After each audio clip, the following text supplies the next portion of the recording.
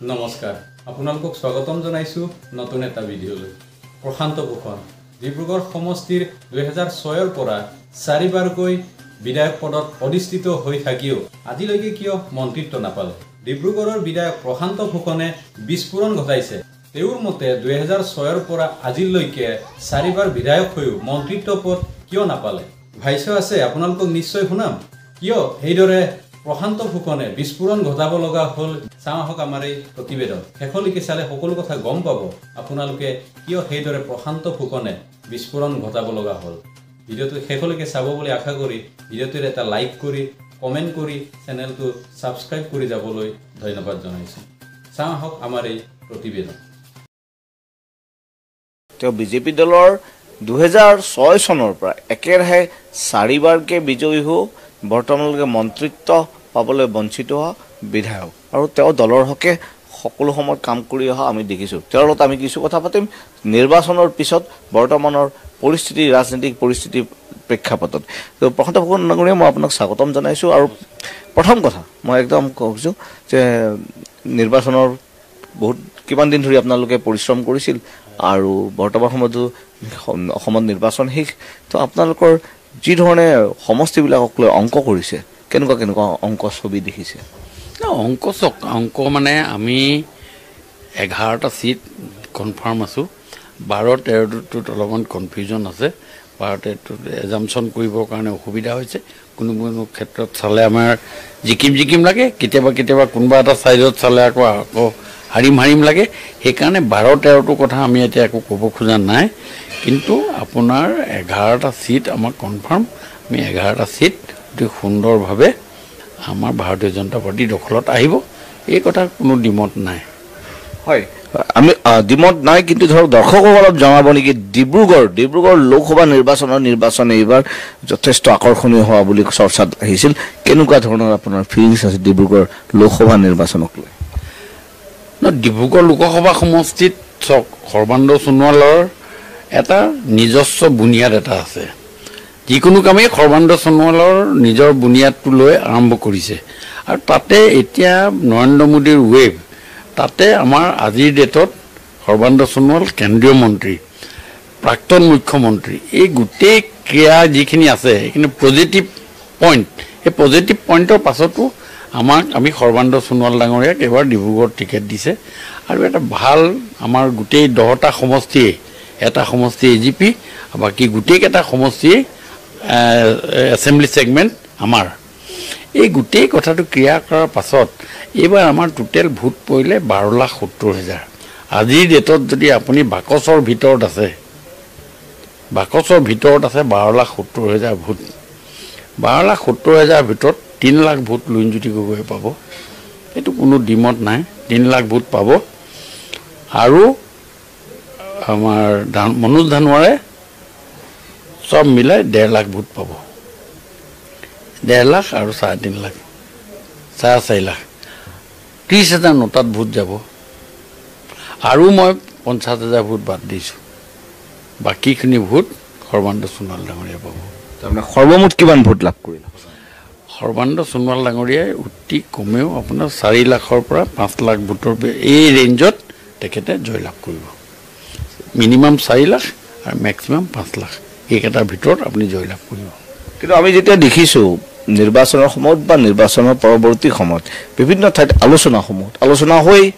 আৰু অসমীয়া সমাজ ব্যৱস্থাত আলোচনা হ'বই সন্ধিয়াই আলোচনা হওক বা ৰাতিপুৱাৰ ভাগতে আলোচনা হওক বিভিন্ন আলোচনাত এটা কথা হৈছে লুৰিণজ্যোতি গগৈ অসম জাতীয় পৰিষদৰ প্ৰাৰ্থী কিন্তু তেওঁ কংগ্ৰেছৰ সমৰ্থনত কংগ্ৰেছসহ 13টা ৰাজনৈতিক দলৰ সমৰ্থনৰ প্ৰাৰ্থী আছিল ডিব্ৰুগড়ত খুবেই প্ৰত্যাহ্বান সৃষ্টি কৰিছে সৰ্বানন্দ সোণোৱালৰ আপুনি প্ৰথম যিটো 13টা কথা ক'লে সেই 13টাটো আপোনালোকে 13টা সমষ্টি যে কৈছে সেই 13টাটো উঠাই লওক তাৰ কাৰণটো মই এইটো কাৰণে কৈছোঁ যে একেটা লগতে থাকি তেওঁলোকে 13টা 16টা যে কৈ থকা প্ৰমাণটো লুইনজ্যোতি গগৈ তাতে দিলে দেখোন মনোজ ধানোৱাৰ উঠি তুলু আহমেদ গৈ পেলাই তাত যে উঠিলে এইবিলাক হ'ল তেওঁলোকে মুখেৰে কোৱা 13টা ফৰ্মুলাত কোৱা 13টা শব্দ কোনো দলৰ লগত তেওঁলোকৰ নাই তেওঁলোকৰ কথা হ'ল যে বিজেপিক মাৰিব লাগে সেইকাৰণে তেওঁলোকে গোটেই মানে ভঙা চিচাখন প্লাষ্টিক লগাই মজবুত কৰিবলৈ খুজিছে, যিটো সম্ভৱ নহয়। আৰু তাৰে প্ৰমাণ আপোনালোকৰ আগত মুখৰ আগত ক'লোঁ যে লুইনজ্যোতি গগৈ তাতে একে তেওঁলোকৰ সেই আপৰ লগত তেওঁলোকৰ লগত সেই 13টা বুলি যে আপুনি কৈছে তাৰ ভিতৰত আপো আছে, কিন্তু লুইনৰ এগেইনষ্টত আপে খেলিছে। চাহ বাগানৰ ভোট কি কাৰণে নাপায়? চাহ বাগানৰ ভোটটো আজিৰ ডেটত যিটো ডেভেলপমেণ্টৰ প্ৰাসংগিকতা সেইটোৱে তেওঁলোকৰ অন্তৰত সাজ বহাইছে ভাৰতীয় জনতা পাৰ্টিৰ প্ৰতি। মৰ্টেলিটি ৰেট আছিলে, শুনিব, এইটো বহুত দৰকাৰী কথা। টি গাৰ্ডেনৰ মহিলাৰ মৰ্টেলিটি ৰেট আছিলে 14% আৰু আজিৰ ডেটত 0.5%। 100জনীত 14জনী মৰিছিলে 14 চনৰ আগত, আৰু এতিয়া 200জনীত এজনী মৰে। প্ৰেগনেণ্ট হ'লে মহিলাগৰাকীক ছুটি নিদিয়ে, আৰু মানুহগৰাকী প্ৰেগনেণ্ট হ'লেও নকয় মই প্ৰেগনেণ্ট হৈছোঁ বুলি। যেতিয়া ফিজিকেলি গম পায় যে মানুহগৰাকী প্ৰেগনেণ্ট হৈছে তেতিয়া ছুটি দিয়ে উইদাউট পে'। আমাৰ চৰকাৰ অহাৰ লগে লগে আমি উইথ চেলেৰি বছৰেকত 12,000 টকা ভাল বস্তু খাবলৈ, প্ৰটিন খাবলৈ আমি পইচা দিয়া আৰম্ভ কৰিলোঁ, আৰু মৰ্টেলিটি ৰেট ৰিডিউচ টু 0.5। আৰু সেইকাৰণে সেই মানুহখিনিক আজি জগন্নাথ কমিউনিটি হল, আজি অংগনবাদী চেণ্টাৰ, ৰেচন কাৰ্ড, লাইনৰ ৰাস্তাবিলাক, ৱাটাৰ ছাপ্লাই,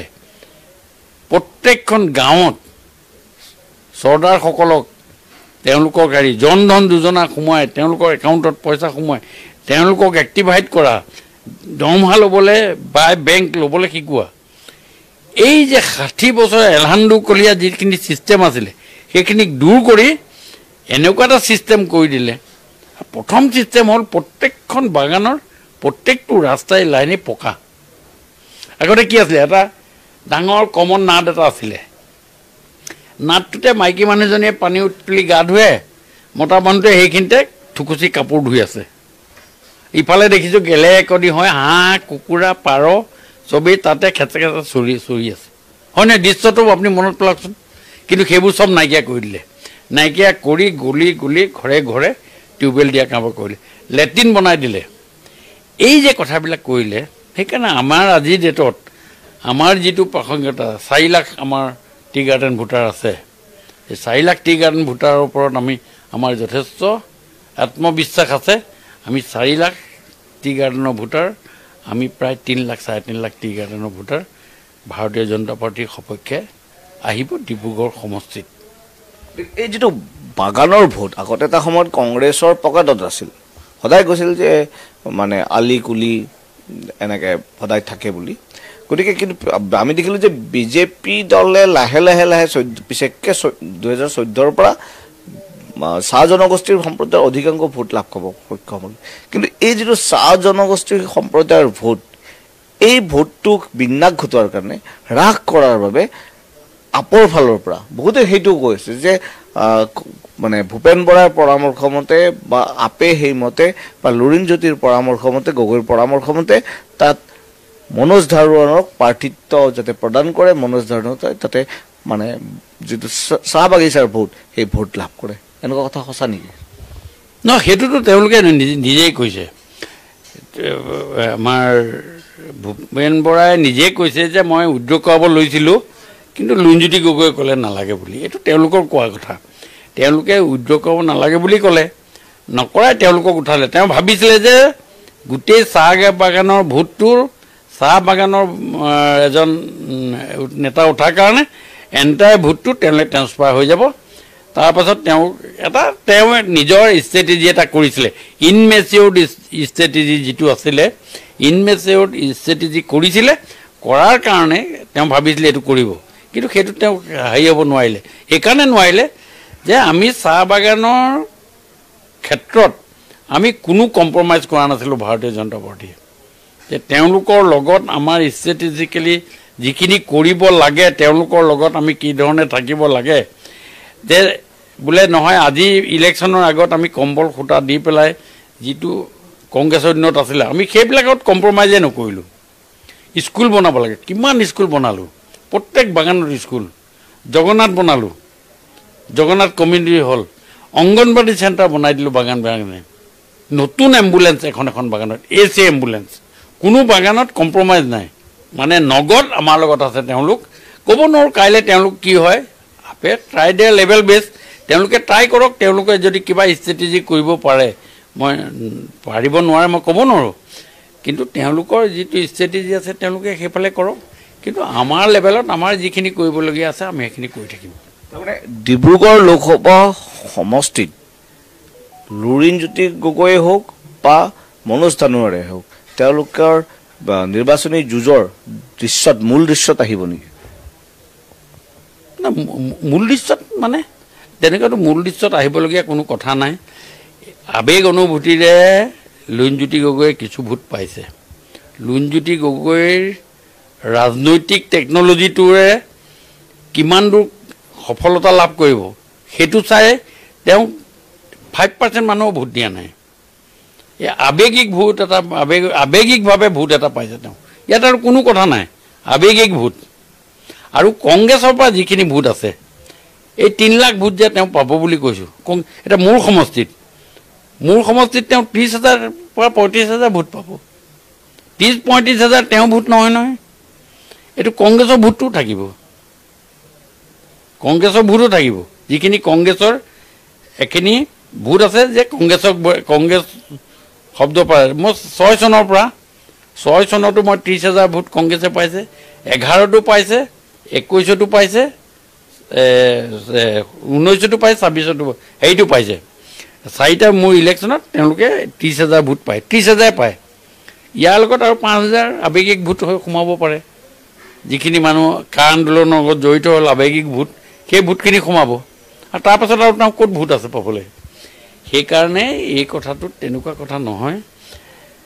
লুৰিণজ্যোতি গগৈ যদি জিকি যায় ৰাইজে জানে যে পাৰ্লিয়ামেণ্টত লুৰিণজ্যোতি গগৈ কথা ক'বলৈ সময় পাব মাত্ৰ 7 মিনিট কাৰণ তেওঁ নিৰ্দলীয় পাৰ্টি হিচাপে যাব এছেম্বলিত যদি কথা এটা ক'বলৈ পায় তেওঁ 7 মিনিট সময় পাব যিটো অখিল গগৈ আমাৰ তাত এতিয়া বৰ্তমান 3 মিনিট সময় কথা ক'বলৈ পায় সেইকাৰণে তাত কামটো কৰিবলৈ হ'লে ভাৰতীয় জনতা পাৰ্টিৰ প্ৰধানমন্ত্ৰী নৰেন্দ্ৰ মোদী ডাঙৰীয়াই কৰিব লাগিব আৰু তেওঁকে ক'ব লাগিব আৰু সেই ধৰণৰ কথাৰে বহুত মানুহে তেওঁক ভোটটো লোকচান কৰিব নিবিচাৰিলে আৰু এইটোকে তেওঁক আমাৰ সৰ্বানন্দ সোণোৱাল ডাঙৰীয়াৰ যিটো এচিভমেণ্ট সেই এচিভমেণ্টটোক আকৌ নেক্সট টাৰ্মৰ কাৰণে এক্সটেনশ্যন দিয়াৰ ব্যৱস্থা ডিব্ৰুগড়বাসী ৰাইজে কৰিলে আমি কথা পাতি আছোঁ চিধা কথাত প্ৰসাদ ভকত নাহৰীয়াৰ লগত আমি লৈছোঁ খন্তেক বিৰতিৰ পিছত আমি পুনৰ অব্যাহত ৰাখিম চিধা কথাত বিৰতিৰ পিছত মই দিগজ্যোতি লগৰে স্বাগতম জনাইছোঁ আৰু মোৰ লগত আজিৰ অতিথি প্ৰশান্ত ভকত নাহৰীয়া আছে আৰু তেওঁ কৈছে যে আবেগিক ভোট কিছু পৰিমাণে লুৰিণজ্যোতি গগৈ লাভ কৰিছে এই যে আবেগিক ভোটৰ কথাটো কৈছোঁ যিটো আগতে আমি দেখিছিলোঁ সৰ্বানন্দ সোণোৱালে সদায় পাইছিল আৰু সৰ্বানন্দ সোণোৱালক এসময়ত জাতীয় নায়ক হিচাপেও আখ্যা দিছিল কিন্তু কি কাৰণত এই আবেগিক ভোট বা অসমীয়া সত্তাৰ ভোটটো সৰ্বানন্দ সোণোৱালৰ পৰা আঁতৰি যোৱা বুলি ভাবে নহয় চাওক এই যে আমাৰ কা আন্দোলনটো যে হ'ল এই ইয়াৰ প্ৰভাৱ অইন কথা নহয় এই কা আন্দোলনৰ প্ৰভাৱ পাছত তেওঁলোকে যিটো এটা মিছ ইণ্টাৰপ্ৰিটেশ্যন কৰিলে যে 1,90,00,000 মানুহ বাছ ৰৈ আছে আহিব মিলো এই কথাটো যে মানুহৰ অসমীয়া মানুহৰ মনত যে সোমাই গ'ল এই সোমাই যোৱা বস্তুটোকে বেক কেলকুলেশ্যন কৰি উলিয়াওঁতে এটা ক্লাছৰ মানুহ থাকি গ'ল আৰু সেইখিনি হ'ল লুৰিণজ্যোতি গগৈ ভোট সেইটোৱে হ'ল লুৰিণজ্যোতি গগৈ ভোট ইয়াত আৰু অইন কোনো কথা নাই আবেগ মানে সেইটোৱে আবেগ মই কৈছোঁ সেইটো মই তাকে সুধিছোঁ যে আবেগটো সৰ্বানন্দ সোণোৱাল জাতীয় নায়ক বা মুখ্যমন্ত্ৰী পৰৱৰ্তী সময়ত তেওঁৰ পৰা বৰ্তমান সময়ত কেন্দ্ৰীয় মন্ত্ৰী তেওঁৰ পৰা আঁতৰি লুৰিণজ্যোতি গগৈৰ ফালে কিয় ধাৱমান হ'ল লুৰিণজ্যোতি গগৈৰ ফালে ধাৱমান হ'ল এই CA-খনৰ কথা লৈ আৰু দ্বিতীয়তে সৰ্বানন্দ সোণোৱাল ডাঙৰীয়াই তেওঁলোকৰ মতে সৰ্বানন্দ সোণোৱাল ডাঙৰীয়া বিজেপি বাদ দি আহি কা আন্দোলনৰ এগেইনষ্টত কৰিব লাগিছিল যিটো কথাত কোনো যুক্তি নাই সেই কথাটোত আহি তেওঁলোকে যোগ দিব লাগিছিল বুলি ভাবিলে সেইকাৰণে আবেগত কথাটো ল'লে তেওঁলোকে তেওঁলোকে আবেগত কথা ল'লে এটা ক্লাছৰ মানুহে ল'লে আৰু বাকী যিখিনি আমাৰ মানুহ আছে সেই মানুহখিনিয়ে কিন্তু কোনো ধৰণৰ আবেগৰ কথা নাই তেওঁলোকে ডেভেলপমেণ্ট চাইছে অসমৰ ডেভেলপমেণ্ট চাইছে ডিব্ৰুগড় ডেভেলপমেণ্ট চাইছে আৰু আজিও মই আপোনাক এইটো কথা ক'লোঁ যে মোৰ চিন্তাধাৰাত আজি ডিব্ৰুগড় সমষ্টিৰ পৰা সৰ্বানন্দ সোণোৱাল ডাঙৰীয়াক মোৰ ডিব্ৰুগড় ছেগমেণ্টৰ পৰা মই ৮০,০০০ ভোট লিড দিয়াৰ কথা চিন্তা চৰ্চা কৰি আছোঁ মোৰ মনত এতিয়াও ধাৰণা আছে যে মই ৮০,০০০তকৈ অধিক ভোটত মই ডিব্ৰুগড় ছেগমেণ্টৰ পৰা সৰ্বানন্দ সোণোৱাল ডাঙৰীয়াক লিড দিম বুলি মোৰ মনত ডিটাৰমিনেশ্যন এতিয়াও আছে গতিকে যি সময়ত আপোনাৰ মনত ডিটাৰমিনেশ্যন যে ৮০,০০০তকৈ অধিক ভোটত লিড দিব একেই ডিটাৰমিনেশ্যন কিন্তু আমি দেখিছোঁ তাত সকলো বিজেপি বিধায়কৰ কিন্তু নাই ইয়াৰ কাৰণটো কি নহয় ডেম'গ্ৰাফিৰ ওপৰত কিছুমান কথা আছে এতিয়া আমাৰ ধৰক আপুনি নাহৰকটীয়া চিটটোত এটা ক্লাছৰ এখিনি মানুহ সেই আবেগ অনুভূতিত বেছিকৈ ডুব গ'ল কিন্তু ডিব্ৰুগড়ৰ মানুহখিনি কিন্তু আবেগ অনুভূতিত ডুব নগ'লে গৈছিলে যদিও তেওঁলোকে বেক কৰিব পাৰিলে তেওঁলোকে যিখিনি কথা তেওঁলোকক ইণ্টাৰপ্ৰিটেশ্যন কৰিছিলে যে তেওঁ 1,90,00,000 আহিব বুলি কাইলৈৰ পৰা 1 কোটি গাড়ী ৰৈ আছে এই কথাবিলাক কোৱাৰ পাছত তেওঁলোকে থাৰ্ড ডে'ৰ পৰা বেক কেলকুলেশ্যন কৰিবলৈ আৰম্ভ কৰিলে আৰে 1,90,00,000টো নাই আৰু লাষ্টত যেতিয়া গেজেট নটিফিকেশ্যন হ'ল গেজেট নটিফিকেশ্যনৰ পাছত ডিউৰিং ইলেকশ্যন আপ টু ইলেকশ্যনলৈকে মাত্ৰ এজন মানুহে কৰিমগঞ্জত এপ্লাই কৰিছিলে যে মই মানে নিৰ্যাতিত হৈ ধৰ্মীয়ভাৱে নিৰ্যাতিত হৈ আহিছোঁ অহাৰ কাৰণে মই বাংলাদেশী নাগৰিক মোক ভাৰতবৰ্ষৰ নাগৰিকত্ব দিব লাগে বুলি এজন মানুহে এপ্লাই কৰিলে আপ টু 19 সেই গোটেই কথাটো এটা ক্লাছৰ অসমীয়া মানুহে খুব ভাল ধৰণে বুজি গ'ল কথাটো আৰে তো এই কথাটোতো এইটো এনেকৈ কৈছিলে এইটো এনেকৈ কিন্তু এটা ক্লাছৰ মানুহে সেইটো অন্তৰৰ ভিতৰত ভৰাই ল'লে নাহৰকটীয়া ছাইডক এটা ক্লাছৰ মানুহে গোটেই বস্তুটো সোমাই ল'লে দুলীয়াজানৰ ছাইডক কিছুমান মানুহে ভৰাই ল'লে আৰু কিছুমান মানুহে এই কথাটো অলপ ভৰাই ল'লে আৰু এটা কথা কি আছে শুনক যে এইটো এণ্টি ইনকামবেঞ্চি বুলি নহয় এই সৰ্বানন্দ সোণোৱাল 100%টো কোনেও ভাল নাপায় দুই চাইডেতো বেয়া পোৱা মানুহ থাকিব মোকে এতিয়া দুই চাইডে মানুহে বেয়া পোৱা আছে যে কাগজ এখিলা লৈ আহিলে মই কামটো কৰি নিদিলোঁ সেই তেনেকুৱা ভোটো অলপমান তেওঁলৈ যাব সেই ব্যৱস্থাটোৱে মই গোটেই টেকনিকেলি মই গোটেইটো চাইছোঁ মই কোনো হেৰি ভাবি কোৱা নাই মই ব্লাইণ্ড ছাপৰ্টাৰ হিচাপে মই কথাটো কোৱা নাই 7 লাখ ভোট যদি পল হয় 7 লাখৰ পৰা যদি 3.5 লাখ ভোট বাদ দিয়ে তেতিয়াও 3.5 লাখ হ'ব মই 70,000 নোটাত দিছোঁ সেইকাৰণে 4 লাখ বুলি কৈছোঁ নোটাত যদি মই 70,000ও দি দিওঁ তেতিয়াও 3.5 লাখ ভোটত সৰ্বানন্দ সোণোৱাল জিকিব হয় তাৰ মাজত আপুনি এটা কথা কৈছে যে নাহৰকটীয়াৰ একফালে একাংশ বা দুলীয়াজানৰ ফালে হৈছে গতিকে এই ক্ষেত্ৰত নাহৰকটীয়াৰ বিধায়ক যুৱ বিধায়ক তৰংগ গগৈ ক'ৰবাত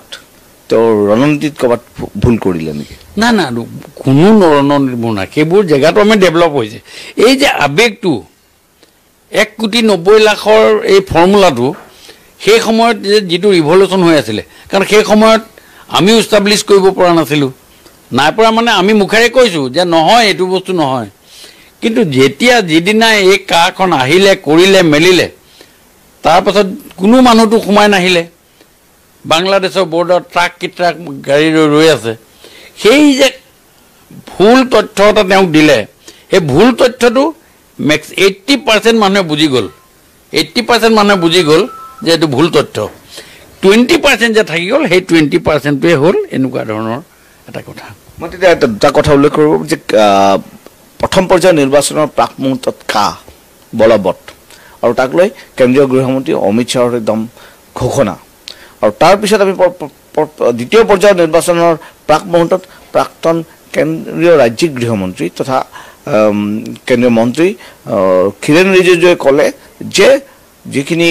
চাকমা হাজং আছে অৰুণাচলৰ পৰা অসম আহিব এই দুটা দিশ এই দুটা বক্তব্য বা এই দুটা কাৰ্য মানে পদক্ষেপে কিছু পৰিমাণে অসমত বিজেপি দলক কিছু হলঠেকত পেলালে নেকি না চাকমা শব্দটো লৈ পেলাই কোনো একো হোৱা নাই তাত কোনো মানে আমি গোটেই কথাটো বুজাৰ কথাটো মুখ্যমন্ত্ৰী মহোদয়ে কৈছে যে এইটো বিষয় লৈ না গৃহমন্ত্ৰীৰ লগত কথা পাতিলোঁ না গৃহমন্ত্ৰীয়ে ক'লে না মই কাৰোবাৰ লগত কথা পাতিলোঁ এই কথাটো ইণ্টাৰপ্ৰিটেশ্যনটো আমাৰ পিছত গৈ পেলাই কিৰণ ৰিজিজুৱে ক'লে নহয় পিছত ক'লে নহয় এইটোৰ মইতো সন্মান জনাওঁ এইটো তেনেকুৱা কোনো হেৰি ভাবি কোৱা নাই এইটো কথা নহয় এই কথাখিনি সেইখিনিতে ক্ল'জ হৈ গ'ল উইদিন কৈছোঁ মানে নিৰ্বাচনৰ সময়ত এনেকুৱা স্পৰ্শকাতৰ বিষয় কোৱাটো কাৰণ অসমত এইটো কথালৈ কোনো স্পৰ্শকাতৰ কথা হিচাপে পৰিগণিত হোৱা নাই স্পৰ্শকাতৰ কথা হিচাপে পৰিগণিত হৈছে কা আন্দোলনটোক লৈ যিটো কা আন্দোলনৰ কথাটোৰ অলপ কিছু ভাইব্ৰেশ্যন থাকি গ'ল এই থাকি যোৱাখিনিয়ে আজি আমাৰ হেৰিক লুইনজ্যোতি গগৈক ভোট দিলে গতিকে আমি দেখিছোঁ যে আপোনাৰ মতে যে লোকসভা ডিব্ৰুগড় লোকসভা বিজেপিৰ দখলত থাকিব সৰ্বানন্দ সোণোৱালৰ দখলত থাকিব কিন্তু আমি দেখিছোঁ যে যিকেইটা সংখ্যালঘু অধ্যুষিত সমষ্টি নগাঁও কৰিমগঞ্জ আৰু ধুবুৰী কি হ'ব আপোনালোকৰ নহয় চাওক আমিতো আমাৰ যেতিয়া আমি কলিয়াবৰক আমি লৈলোঁ আৰু নগাঁওটো আমি প্ৰেক্টিকেলি আমি এৰি দিছিলোঁ আমাৰ এইটো ফ'ৰ্থ ছাবজেক্ট বুলি যে কয় নগাঁওটো আমাৰ কাৰণে ফ'ৰ্থ ছাবজেক্ট আছিলে কেতিয়াবা ফ'ৰ্থ ছাবজেক্টত যদি আমি পাছ কৰি তাত এডিশ্যনেল মাৰ্ক পাই যাওঁ 30ৰ ওপৰত সেইটো আমাৰ মাৰ্কছ অন ছাবজেক্টৰ লগত এড হয়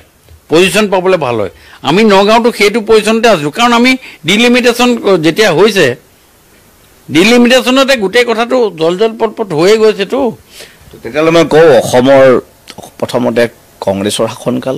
পৰৱৰ্তী সময়ত অগপৰ শাসনকাল আৰু তাৰপিছত বিগত 10 বছৰেই বিজেপিৰ শাসনকাল আৰু তাতকৈও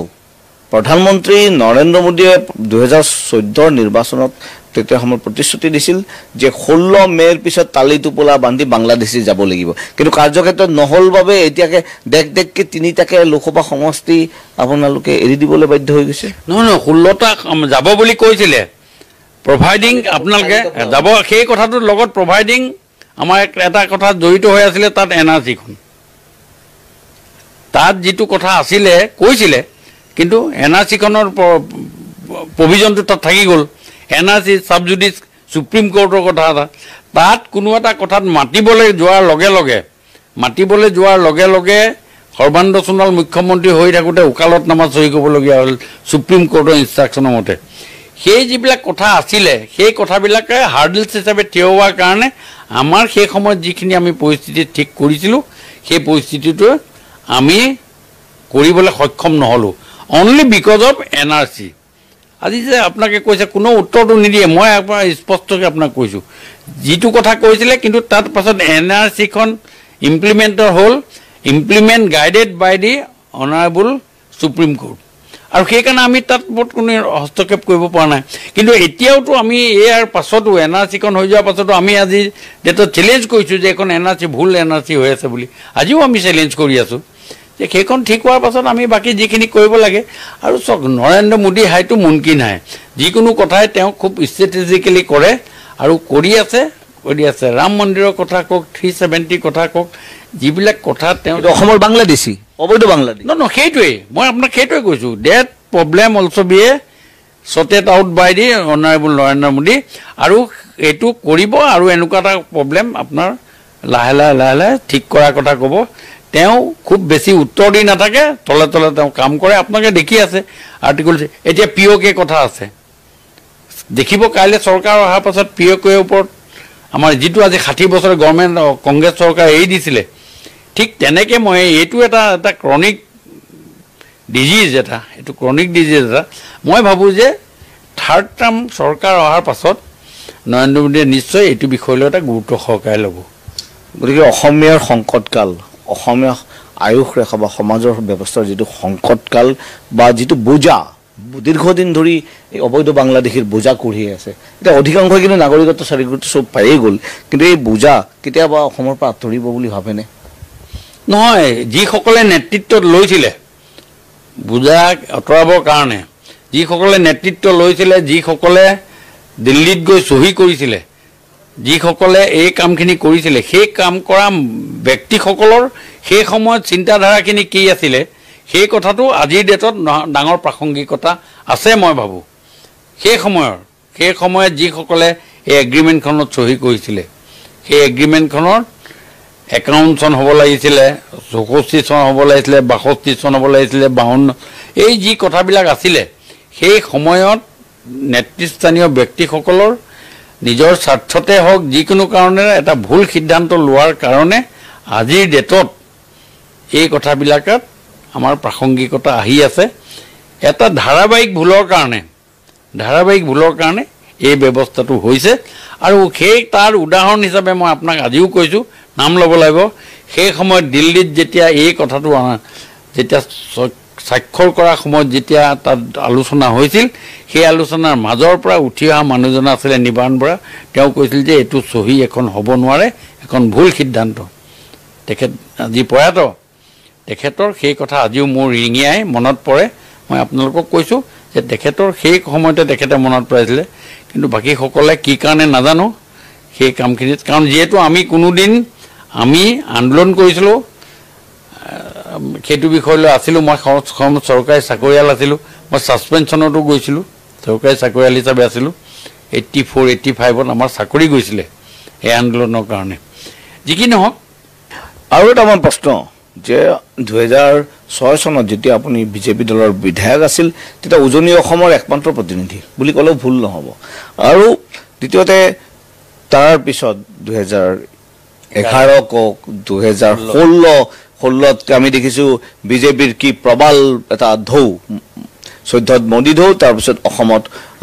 সৰ্বানন্দ সোণোৱালৰ ঢৌ তাৰপিছত আমি 21ত দেখিলোঁ ডক্টৰ হিমন্ত বিশ্ব শৰ্মাৰ নেতৃত্বত বিজেপিৰ বেলেগ ধৰণৰ এটা পথ পৰিৱৰ্তন কিন্তু সকলোৱে আশা কৰিছিল আপুনি মন্ত্ৰিত্ব পাব কাৰণ মই এইকাৰণে মন্ত্ৰিত্বৰ কথাটো উত্থাপন কৰিছোঁ 4 জুনৰ ফলাফলৰ পিছত মুখ্যমন্ত্ৰী ঘোষণা কৰি দিছে কৰিমগঞ্জৰ এজন মন্ত্ৰী হ'ব বুলি ঘোষণা কৰি দিছে কিন্তু কেতিয়া আপোনাক আমি অসম মন্ত্ৰীসভাত দেখা পাম সংস্কৃতত কথা এটা আছে যে বাল্টিটো আপুনি সাগৰত ডুবাই দিলে যিমান পানী পাব নাদত ডুবাই দিলেও সিমান পানীয়ে পাব সাগৰত বেছি আছে বুলি বেছি নাপায় আপোনাৰ ভাগ্যত যেতিয়া নাথাকে যিকোনো বস্তু আপুনি মূৰত মাৰি দিয়ক ৱালত মূৰটো মাৰি দিয়ক আপুনি নহয় এইটো মইতো একো কেলকুলেশ্যন কৰি প্লাছ মাইনাছ যোগ বিয়োগ এলজেব্ৰা কৰিও মই পোৱা নাই যে মই কি কাৰণে পোৱা নাই কিন্তু কিবা এটা ইয়াত কাৰণ আছে এখন চৰকাৰ চলাবলৈ মুখ্যমন্ত্ৰীৰ লগত আৰু তেওঁৰ ইয়াত বহুত লিটিগেশ্যন থাকে দিল্লী ইনষ্ট্ৰাকশ্যন থাকে জাতিগতভাৱে লাগে কাষ্ট এণ্ড কমিউনিটিৰ কথা থাকে এই গোটেই কথাবিলাক লৈ চাই পেলাই চৰকাৰে সিদ্ধান্ত লৈছে মই ছিনিয়ৰ বিধায়ক হিচাপে আজি মই যদিও মন্ত্ৰী নহয় মন্ত্ৰীৰ নামটো নাই কিন্তু মোৰ ৰেংকটো কেবিনেট ৰেংক আছে মই AIDC চেয়াৰমেন এষ্টিমেট কমিটিৰ চেয়াৰমেন অসম মেডিকেল কলেজৰ চেয়াৰমেন সেইবিলাকো মোৰ হাতত আছে ইকুইভেলেণ্টটো মন্ত্ৰীৰ নিচিনা এটা দায়িত্ব মোক দি থৈছে আৰু মানে সেইখিনিকে লৈ মই কাম কৰি আছোঁ ডিব্ৰুগড়বাসীয়ে বহুদিন মন্ত্ৰী পোৱা নাই ডিব্ৰুগড়ৰ পৰা মন্ত্ৰিত্বত বঞ্চিত হৈ আছে আৰু তেওঁলোকৰো আশা আছে মই সেইকাৰণে প্ৰশ্নটো উত্থাপন কৰিছোঁ তেওঁলোকেও বিচাৰে যে আমাৰ প্ৰতিনিধিজন মন্ত্ৰীসভাত আহক বা যি এইবাৰ কিবা এটা আশা কৰিছে নেকি মুখ্যমন্ত্ৰী ডক্টৰ হিমন্ত বিশ্ব শৰ্মাৰ পৰা কাৰণ আমি দেখিছোঁ মুখ্যমন্ত্ৰী হিমন্ত বিশ্ব শৰ্মাৰ যিবোৰ চৰকাৰী কাৰ্যসূচী তাৰ জনপ্ৰিয়তাৰ কিন্তু ডিব্ৰুগড়ত যথেষ্ট সহায়ক হৈছে নহয় চাওক আপুনি এতিয়া যিটো প্ৰশ্ন মোক সুধিছে সেই অনুৰূপ প্ৰশ্নটোকে আপুনি যদি মুখ্যমন্ত্ৰী মহোদয়ক সুধিলেহেঁতেন তাৰ একচুৱেলি প্ৰপাৰ উত্তৰটো পালেহেঁতেন তথাপি মই ছিনিয়ৰ মানুহ হিচাপে মই মোৰ যি দায়িত্ব দিছে যিখিনি কাম কৰিব দিছে আৰু গোটেইখিনি কামেই দায়িত্ব বহুত তেওঁ গধুৰ দায়িত্বও মোক দিছে আৰু মই সুকলমে কৰিছোঁ বুলি মই ভাবিছোঁ আৰু মুখ্যমন্ত্ৰী হিমন্ত বিশ্ব শৰ্মা ডাঙৰীয়াৰ ওচৰত যিকোনো কামেই এটা খুব ক্লিয়াৰলি কৰি দিয়াব পৰাটোও এটা ডাঙৰ এচিভমেণ্ট বুলি মই ভাবোঁ আৰু নিশ্চয় তেখেতে এই গোটেই কথাবিলাক চিন্তা চৰ্চা কৰি আগন্তুক দিনত এটা বিহিত ব্যৱস্থা ল'ব বুলি মই ভাবিছোঁ গতিকে যদি ধৰক আমাৰ শেষ প্ৰশ্ন যদি ৰাজ্যিক বিজেপিৰ সভাপতিত্বৰ দায়িত্ব দি আপুনি ল'বনে নাই মই এতিয়া ইচ্ছা কৰা নাই সভাপতি পদৰ কাৰণে কাৰণ চাওক এতিয়া বয়সো হৈছে প্লাছ আৰু বহুত আমাৰ এনাৰ্জেটিক ডেকা ল'ৰাসকল আছে সেইসকলক তেওঁবিলাকক ভালকৈ চাই পেলাই তেওঁবিলাকক দিব এতিয়া বয়সৰ ফালৰ পৰাও মই হয়তো হওক আৰু ইমান মুভমেণ্ট বেছি কৰিবলৈ দিগদাৰী এয়া আছিল প্ৰশান্ত আজিৰ খবৰ ইমানেই ভিডিঅ'টো ভাল লাগিলে লাইক কৰক শ্বেয়াৰ কৰক আৰু চেনেলটো ছাবস্ক্ৰাইব কৰিবলৈ নাপাহৰিব ধন্যবাদ